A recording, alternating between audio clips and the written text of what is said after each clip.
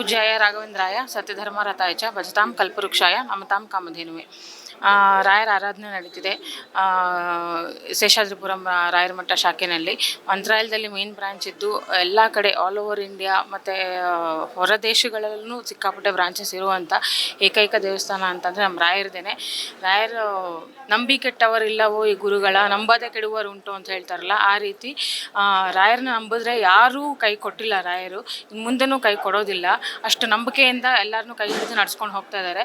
ರಾಯರ ಆರಾಧನೆ ವಿಶೇಷತೆ ಏನು ಅಂತಂದರೆ, ರಾಯರ ಮಠದಲ್ಲಿ ಎಸ್ಪೆಷಲಿ ಬೇರೆ ಯಾವ ಮಠದಲ್ಲಿ ನೀವು ನೋಡಿದ್ರು ರಾಯರ ಮಠದಲ್ಲಿ ನಿತ್ಯ ಅನ್ನ ಸಂತರ್ಪಣೆ ಮತ್ತು ತೀರ್ಥ ಮಂತ್ರಾಕ್ಷತೆ ಸಿಗುತ್ತೆ ನಿಮ್ಗೆ. ಎಲ್ಲ ಕಡೆ ಹೋದ್ರೂ ಜಾತಿ ಮತ ಯಾವುದನ್ನು ನೋಡ್ದೇ ರಾಯರು ಎಲ್ಲ ಭಕ್ತಾದಿಗಳಿಗೂ ಒಂದೇ ರೀತಿ ಆಶೀರ್ವಾದ ಮಾಡ್ಕೊಂಡ್ಬಂದಿದ್ದಾರೆ.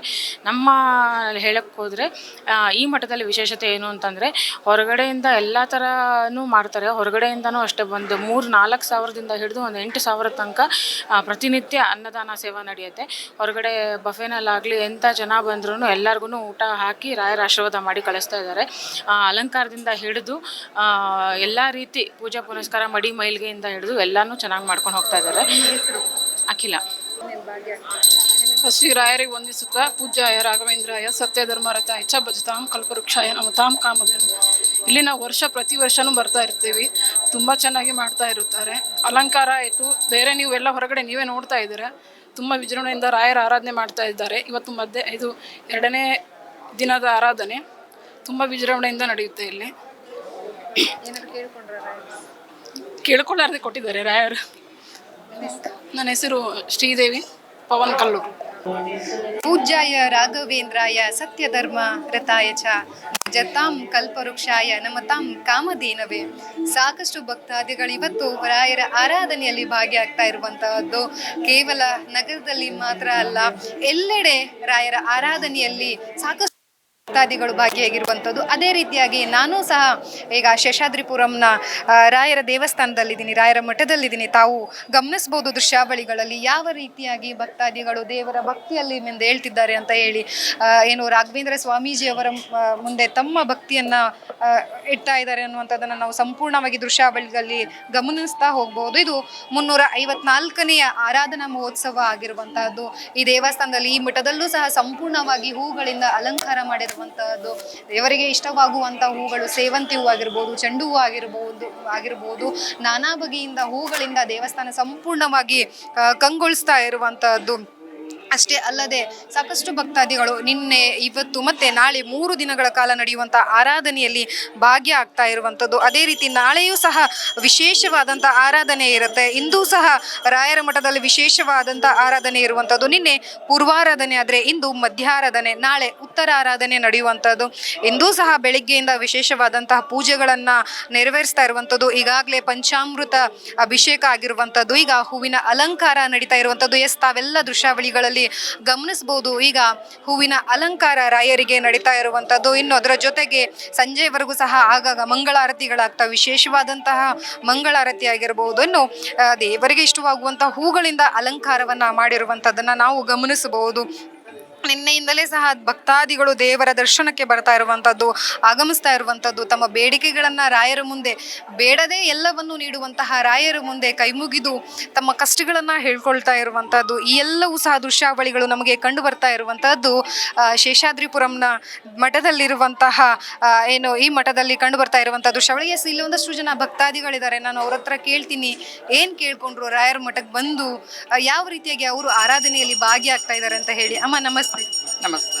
ಇವತ್ತು ರಾಯರ ಆರಾಧನೆ ನಡೀತಾ ಇದೆ, ಮಂಗಳಾರತಿ ನಡೀತಾ ಇದೆ, ತಾವು ಭಾಗಿಯಾಗಿದ್ದೀರಾ, ಏನು ಹೇಳ್ತೀರಾ? ನನಗೆ ಭಾಳ ಸಣ್ಣ ಮಗುವಿಂದ ರಾಘವೇಂದ್ರ ಅಂದರೆ ತುಂಬ ಇಷ್ಟ. ಆದರೆ ರಾಘವೇಂದ್ರನ ಮಾಡಬಾರ್ದು ಅಂತ ಮನೇಲಿ ಹೇಳಿದರು. ನಾನು ಹುಟ್ಟಿದ್ದು ನನಗೆ ತಿಳುವಳಿಕೆ ಬಂದಾಗಿಂದ ರಾಯರು ನೆನೆಸ್ಕೊಂಡು ಮಾಡಿದ್ದೀನಿ. ನನಗೆ ರಾಯರ ಕಂಡ್ರೆ ತುಂಬ ಇಷ್ಟ. ನನಗೆ ಆರಾಧನೆಯಲ್ಲಿ ಆರೋಗ್ಯ ಆಯಸ್ಸು ಕೊಡಿ ಅಂತ, ಆರೋಗ್ಯ ಆಯಸ್ಸು ಕೊಟ್ಟರೆ ಅಷ್ಟೇ ಸಾಕಾಗಿದೆ. ಆರೋಗ್ಯಕ್ಕೆ ಆಯಸ್ಸಿದ್ರೆ ಏನು ಬೇಕಾದ್ರೂ ಗೆಲ್ಬೋದು. ನಾನು ಹುಟ್ಟಿದಾಗಿಂದ ಮಂತ್ರಾಲಯಕ್ಕೆ ಹೋಗ್ಬೇಕು ಅಂತ ಹೋಗೋಕ್ಕೆ ಆಗಿಲ್ಲ. ಆದರೆ ಈ 1 ವರ್ಷದಿಂದ ಹೋಗಿ ಬಂದೆ. ಈ ಸರಿ ಹೋಗ್ಬೇಕು ಅಂತ ಭಾಳ ಇಷ್ಟ ಆಯಿತು. ಆದರೆ ದರ್ಶನ ಮಾಡೋಕ್ಕೆ ಇದು ಆಗೋದಿಲ್ಲ ಅಂತ ಹೋಗಿಲ್ಲ. ಆದರೆ ನಾನು ಜೀವವರೆಗೂ ರಾಘವೇಂದ್ರನ ಮಾತ್ರ ಯಾವತ್ತೂ ಮರೆಯೋದೇ ಇಲ್ಲ. ಭಕ್ತಾದಿಗಳು ಸಹ ತಮ್ಮ ನೋವನ್ನ ತಮ್ಮ ಅಳಲನ್ನ ಸಹ ದೇವರ ಮುಂದೆ ಇಡದೇನೆ ಎಲ್ಲವನ್ನೂ ನಿವಾರಿಸುವಂತಹ ದೇವರು ಅಂತಂದ್ರೆ ಅದು ರಾಘವೇಂದ್ರ ಸ್ವಾಮಿಯವರು ಅಂತ ಹೇಳಿ ತಮ್ಮ ಮಾತನ್ನ ತಮ್ಮ ಭಕ್ತಿಯನ್ನ ಮಾತುಗಳ ಮೂಲಕ ವ್ಯಕ್ತಪಡಿಸಿರುವಂತಹದ್ದು. ಇನ್ನು ನಾಳೆ ಒಂದು ದಿನ ಸಹ ಯಾವ ರೀತಿಯಾಗಿರುತ್ತೆ ಅನ್ನುವಂಥದ್ದನ್ನ ನಾವೆಲ್ಲ ಕಾದು ನೋಡ್ಬೇಕಾಗಿರುವಂತಹದ್ದು. ಕ್ಯಾಮ್ರಾ ಪರ್ಸನ್ ನಮ್ಮ ಜೊತೆ ಲಕ್ಷ್ಮೀ ಬಾಗಲಕೋಟೆ, ಅಶ್ವಿಗ ನ್ಯೂಸ್, ಬೆಂಗಳೂರು. ಮೇಡಮ್, ರಾಘವೇಂದ್ರ ಸ್ವಾಮಿಗಳು ಇವತ್ತಿಗೆ ಬೃಂದಾವನಸ್ಥರಾಗಿ 354 ವರ್ಷ ಆಯಿತು.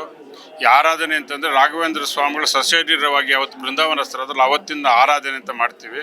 ಅವ್ರು ಹುಟ್ಟಿದ ದಿವಸ ಮತ್ತು ಅವರು ಸನ್ಯಾಸಾಶ್ರಮದ ಪಟ್ಟಾಭಿಷೇಕ ಅಂತೇಳಿ ಮಾಡ್ತೀವಿ.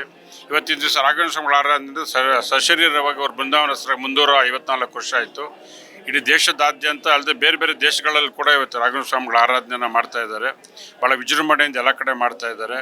ನಮ್ಮ ದೇಶದಲ್ಲಿ ಸಂಸ್ಕೃತಿ ಉಳಿಬೇಕು, ನಮ್ಮ ಧರ್ಮ ಉಳಿಸಬೇಕು ಅನ್ನೋಕ್ಕಿಂತ ಇಂಥ ಕಾರ್ಯಕ್ರಮಗಳು ಜಾಸ್ತಿ ಆಗಬೇಕು ಮತ್ತು ಯುವಕರಿಗೆ ಇದೆಲ್ಲ ಪ್ರೋತ್ಸಾಹ ಕೊಡಬೇಕು. ಆ ರೀತಿ ಒಂದು ವಿಜೃಂಭಣೆಯಿಂದ ಸಾಂಸ್ಕೃತಿಕ ಕಾರ್ಯಕ್ರಮ ಇರ್ಬೋದು, ನಮ್ಮ ಧರ್ಮವನ್ನು ಎತ್ತಿ ಹಿಡಿಯುವಂಥದ್ದು ಅನೇಕ ಮಾನ್ಯರುಗಳಿಗೆ ರಾಘವೇಂದ್ರ ಸ್ವಾಮಿಗಳು ಕೂಡ ಒಬ್ಬರಾಗಿದ್ದಾರೆ.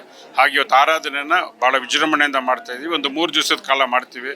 ಒಂದು 3 ದಿವಸದಿಂದ ಒಂದು 15-16 ಸಾವಿರ ಜನ ಬರ್ತಾರೆ.